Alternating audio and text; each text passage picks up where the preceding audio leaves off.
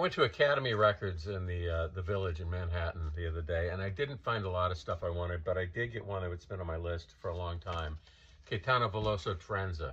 Came out in 1972, and he was forced into exile in London in 1969 due to Brazilian's military dictatorship's crackdown on artistic freedom and dissent. Trenza is his 5th album, but it was his 2nd in exile in London.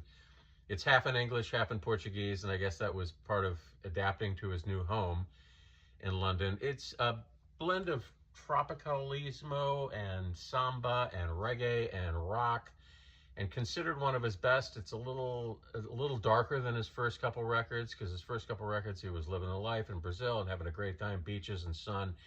Now he's in dreary London, and having spent 2 months in prison before he was exiled, 2 months in prison in Brazil. So it's got a little darker edge and a little darker tone, but which a lot of people would say adds depth. So his 2 records in exile, I highly recommend.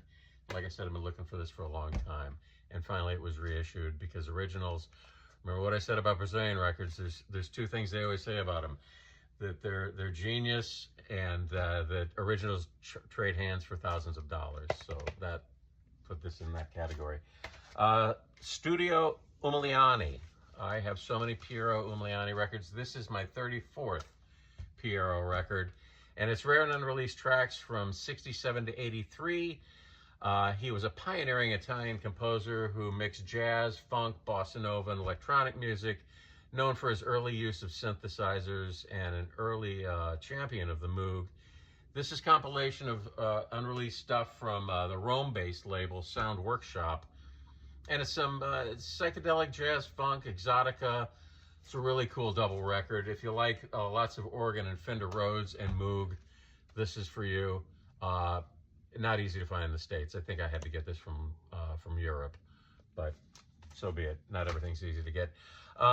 Space Oddities, boy, these are great. I just picked up 2 of these compilations called Space Oddities. They are 70s and 80s French library music with an emphasis on funky synthesizers and electronic experimental recordings, and there's an underlying futuristic and space theme to them. So, like, here's the cover of these 2, and they're all different artists who did library music, and they're mostly French. And library music, I've explained before, is like music that was recorded from Europe and used in films and TV shows and largely uncredited. And they just buy it and use it, and that's why it's called library music, and people like me buy it. And here's other Space Oddity, cool space-looking covers, and like I said, the whole series is basically French library music that is synthesizer-oriented, with this outer space theme. Oh, this is Leroy Brothers. I'm going to talk about this in a minute. Forget that.